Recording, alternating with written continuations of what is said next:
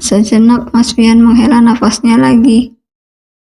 Aku tahu semua ini berat, ia ceritakan, karena harus membuka kembali lembaran kisah kelam yang pernah terjadi di dalam kehidupannya.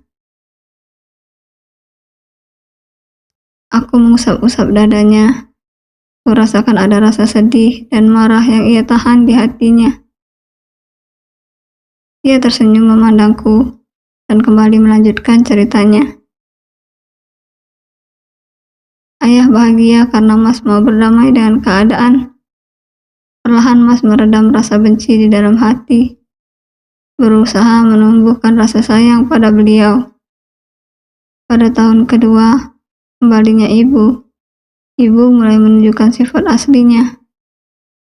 Beliau tidak berubah.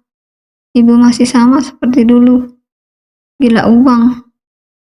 Dengan uang ayah, ia memanjakan Devi dan Desi. Kerja mereka hanya jalan-jalan dan shopping. Sampai pada suatu hari, ayah sakit stroke. Ibu cuek saja tidak mau mengurusnya. Mas sempat emosi dan berniat mengusir ibu. Tapi ayah bersikeras mencegahnya.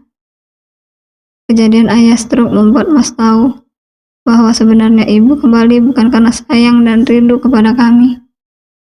Ibu kembali hanya karena ingin berlindung dari kemiskinan.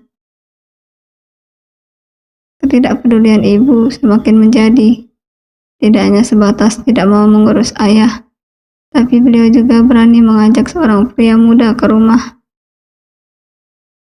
Tanpa rasa malu, beliau berduaan dengan pemuda di dalam kamar tamu. Nani yang mengadukan semuanya. Mas yang sudah menghandle semua urusan ayah pun segera pulang dan menghajar pemuda brengsek itu. Rasa benci Mas pada ibu semakin hebat. Mas sempat mengusir ibu, tapi ayah memohon dan demi Devi dan Desi, akhirnya memaafkan beliau.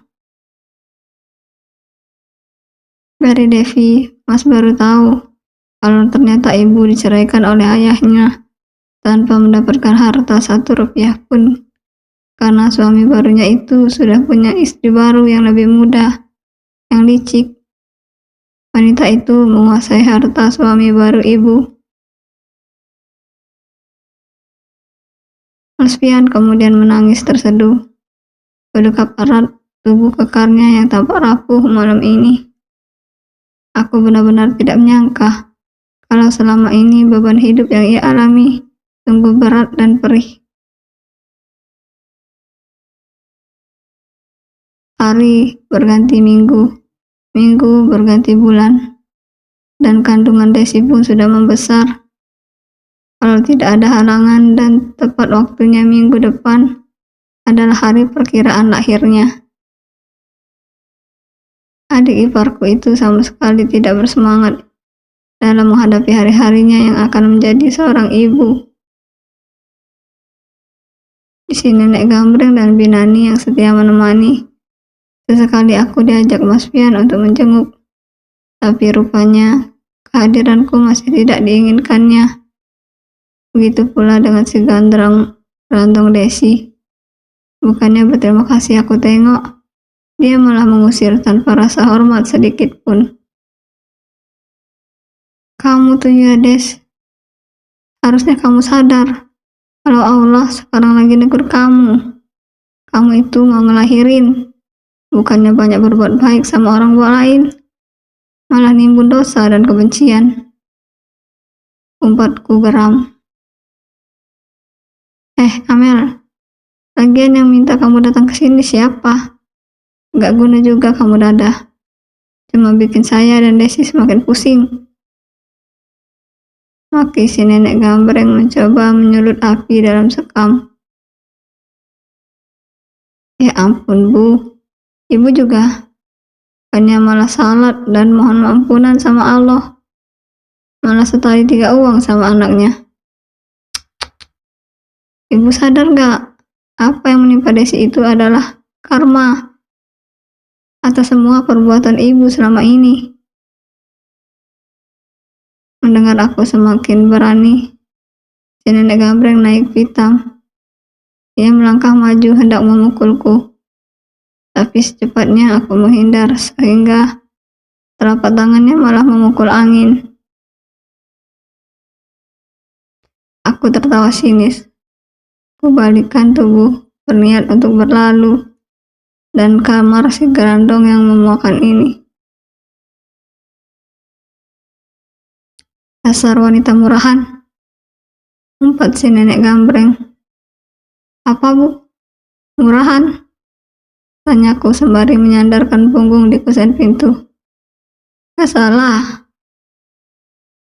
Berselingkuh dengan dosen, wanita macam apa namanya kalau bukan murahan? Aku gak ngapa-ngapain bu, sama si dosen itu. Gak kayak ibu lakukan dulu. Duh, lebih murahan mana? Kamu apa? Apa? Ibu tuh ya, maling teriak maling. Pelacur teriak pelacur.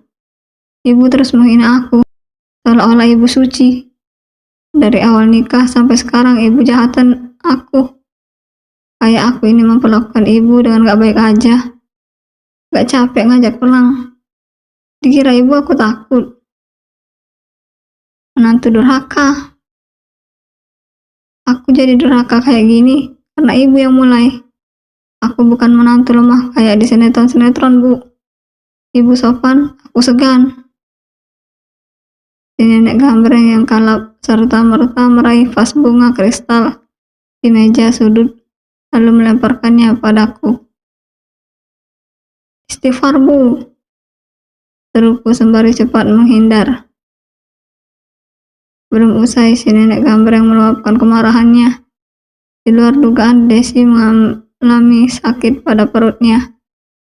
Mas Pian yang sedari tadi berada di teras pun segera kupanggil. Sesaat kemudian, Desi dibopong oleh Mas Pian. Pak Asep dengan sigap membawakan semua keperluan dan segera membawanya ke rumah sakit. Aku yang tidak ingin sendiri pun ikut menyusul dengan mengendarai mobil milik Mas Pian. Perjalanan ke rumah sakit tidak sampai setengah jam. Desi segera mendapatkan penanganan dari tim medis. Bagaimana Desi mas? Udah lahiran? Tanyaku pada Mas Pian yang baru muncul setelah cukup lama di dalam ruang persalinan. Belum, katanya harus operasi sesar karena bayinya sungsang. Tapi sampai saat ini dokter belum membedahnya dikarenakan tekanan darah Desi masih tinggi.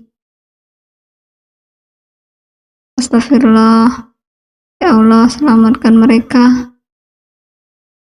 Mas Pian mengaminkan lalu kemudian memelukku.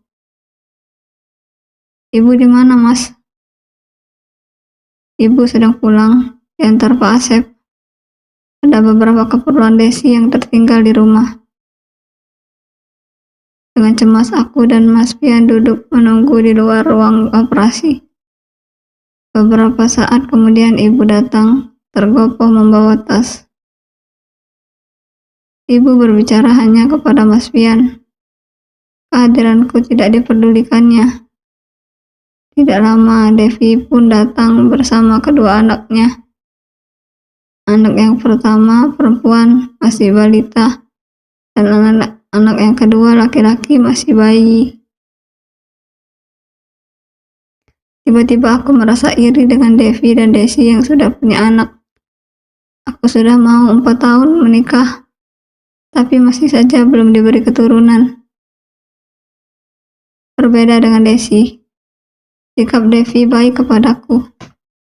Mungkin karena ia sudah menikah dan tinggal jauh, jadi ia tidak begitu terpengaruh dengan sikap ibunya padaku. Aku menggendong bayinya yang sangat tampan. Berapa bulan sekarang usianya Abi, Dev? 9 bulan kak. Abi berat loh kak. Kasihan Kamil nanti capek, ucap Devi. Enggak. Santai saja, biarin aku gendong Abi sampai pegal. Siapa tahu ketularan cepat punya juga, jawabku sambil menciumi pipi gembul Abi. Amin, aku doakan ya, semoga kalian segera punya momongan. Aku aminkan doa yang diucapkan Devi barusan. Tak lama dokter keluar dari ruang operasi. Dokter mengabarkan bahwa ibu dan bayinya selamat. Bayinya berjenis kelamin laki-laki, sehat dan sempurna. Aku dan yang lainnya mengucap syukur karena Allah mengabulkan doa-doa kami. Setelah berada di ruang perawatan, kami baru dapat menjenguk Desi. Tidak ada raut bahagia di wajahnya. Ia tampak stres dan frustasi. Tidak ada semangat apalagi kebahagiaan. Ketika bayinya dibawa ke ruang rawat untuk disusui pun, Desi menolak mentah-mentah bayinya itu. Sungguh sangat memilukan. Bawa pergi jauh-jauh manusia kecil pembawa petaka itu. Sayang, lihat babymu sangat tampan. Hibur Devi. Aku bilang bawa dia jauh-jauh. Ya sudah. Oh iya, bayimu mau diberi nama siapa? Tanya ibunya. Aku tidak peduli, Bu. Namakan saja sesuka hati ibu. Tungkasnya ketus. Ibu yang terpukul pun menangis dan memeluk Devi. Devi lalu meminta Mas Fian untuk memberikan nama kepada bayi Desi. Mas Fian tampak menghela nafas dan sejenak berpikir. Atala Putra Wijaya. Itu saja ya namanya. Ibu dan Devi setuju. Sementara Desi tidak bergeming. Ia masih saja diam sambil menatap kosong ke sudut ruangan.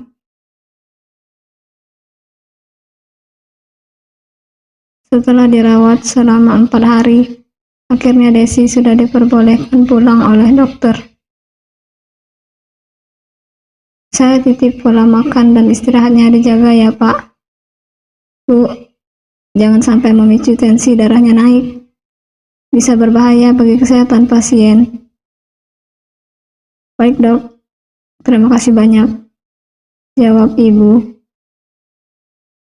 Setelah menyelesaikan biaya administrasi dan merapikan semua barang yang akan dibawa, maka kami pun berjalan bersama menuju mobil di parkiran.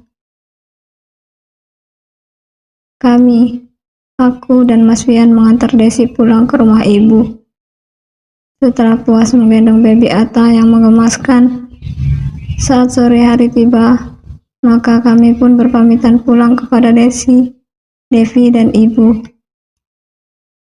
Di perjalanan pulang, tampak Mas Fian sangat gelisah. Ia menoleh kepadaku dan berbicara, "Sayang, kamu keberatan gak kalau kita yang merawat dan mengurus Ata? Mas khawatir bayi malang tersebut akan terlantar, apalagi melihat kondisi Desi yang seperti itu. Mas benar-benar cemas." Aku tersenyum lalu mengangguk tanda setuju. Insya Allah, aku gak akan keberatan, Mas. Aku malah senang. Aku kan memang sudah ingin punya anak, tapi belum dikasih juga sama Allah. Kalau ibu dan Desi mengizinkan, maka aku senang sekali. Mas Fian mencium punggung tanganku berkali-kali. Kini, rasa cemas di wajahnya pun sirna, berganti dengan senyuman. Terima kasih sayang, nanti Mas akan bicarakan dengan ibu. Kalau perlu identitas di akte kelahirannya akan Mas buat atas nama kita. Bayi itu tidak bersalah. Anak itu harus mendapat kehidupan yang layak. Aku manut dengan keputusan yang menurut Mas baik. Makasih ya sayang. Ya Mas. Aku harus mulai mikirin nama panggilan baru buat kita. Emak dan abah. Enggak ah. Terus apa dong? Jangan yang alay ya, kayak pupuh mumuh atau pepeh memeh. Hahaha. Geli dengernya. Ya enggak lah. Paling juga popoh momo. Perjalanan pulang kami pun diwarnai gelak tawa saat saling menyebutkan nama sebutan untuk kami. Apa setelah baby Ata diurus oleh aku dan Mas Pian nanti?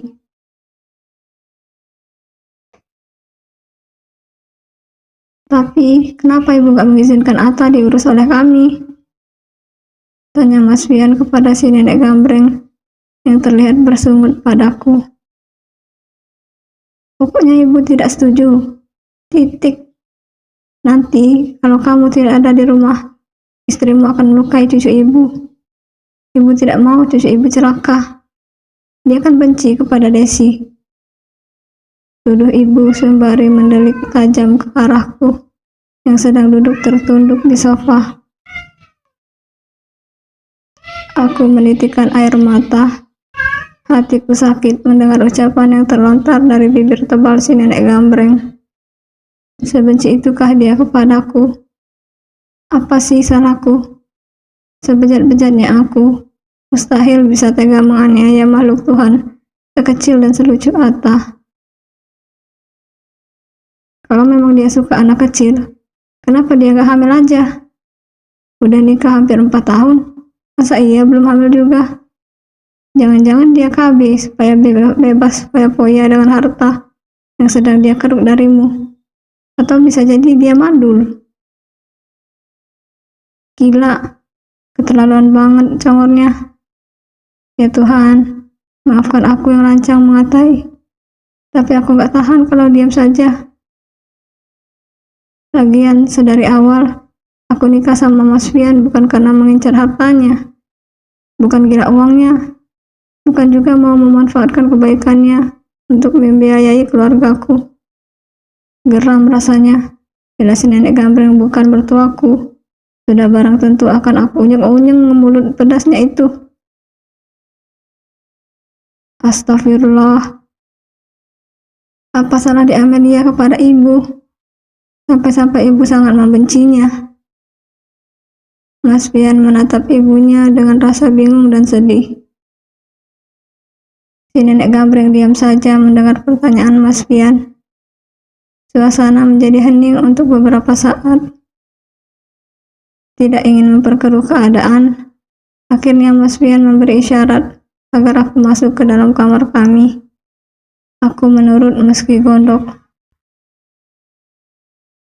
Sesampainya di kamar, aku yang kesal langsung menghempaskan tubuh ini di atas sofa dan sembari menggumam umpatan tak terima. Tidak lama kemudian, Mas Pian menyusul masuk dan duduk di sampingku. Tangan yang merengkuh bahu dan menempatkan tubuhku di dalam pelukan.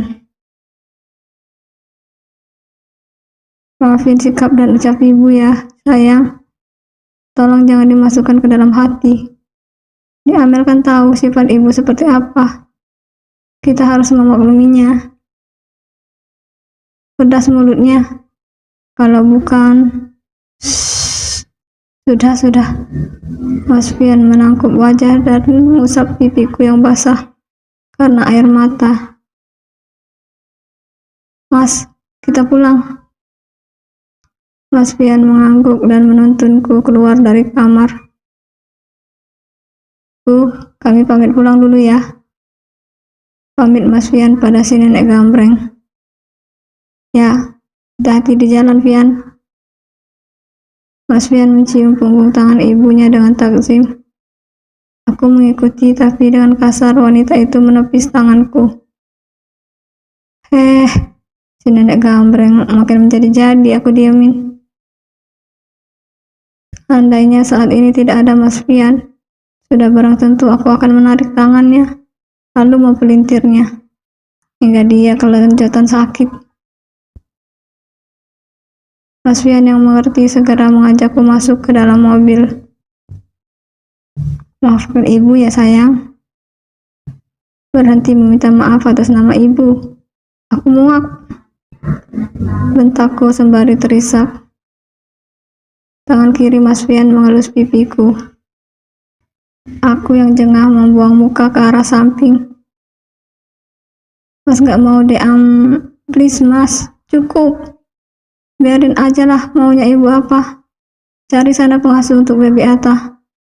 Nanti apa yang ditakutkan terjadi. Baru dia sadar. Seharusnya pada siapa Ata dititipkan. Biar aku judes dan galak. Gak akan mungkin aku nyakitin Ata. Aku sayang bayi itu. Iya, sudah. Mas yang sudah. Jangan bicara minta maaf terus. Aku pengang dengerinnya. Enak. Iya, enggak lagi-lagi deh. Udah, jangan marah lagi ya, dek.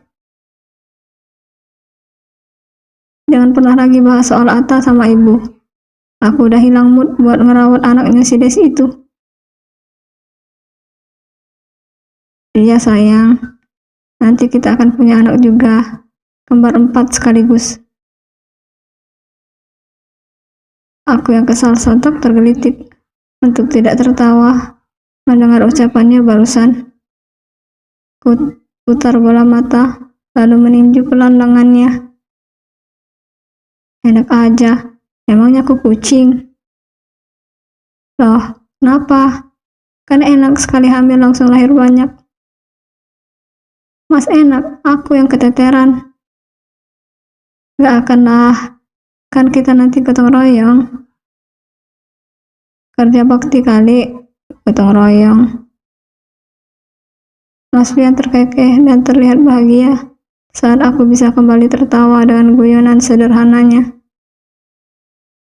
Tapi mas, seandainya aku nggak bisa ngasih kamu anak gimana mas? Jangan pesimis gitu. Seandainya apa yang dibilang ibu tadi, aku ini mandul, mas mau gimana?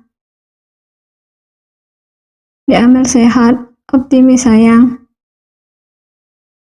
Ini kan misalnya mas, segala sesuatu bisa saja terjadi. Ya nggak gimana-gimana, santai aja, jalani dan syukuri. Mas nggak kepingin nikah lagi. Buat apa mas nikah lagi? Ya supaya bisa punya anak. Kalau pertanyaannya dibalik, apa yang akan diambil lakukan? Mas Fian memberikan pertanyaan balik kepadaku. Ya sama kayak mas, jalani dan syukuri. Aku mau menua sama Mas Fian, gak mau yang lain. Beneran kayak gitu? Iya, emangnya aku kelihatan bohong? Ada juga mas yang akan nikah lagi, kalau sampai aku terbukti mandul. Secara mas mapan, cewek mana aja bisa mas dapet. Ya elah, emangnya gue cowok apaan? Godanya sembari mendelik nakal ke arahku. Cowok ngemesin. Oh, kebukti dong ya sekarang kalau mas ini ngemesin. Iya, tapi nyebelin. Nyebelin kenapa? Nyebelin kalau udah marah-marah. Kadang aku suka sedih dan pengen nangis.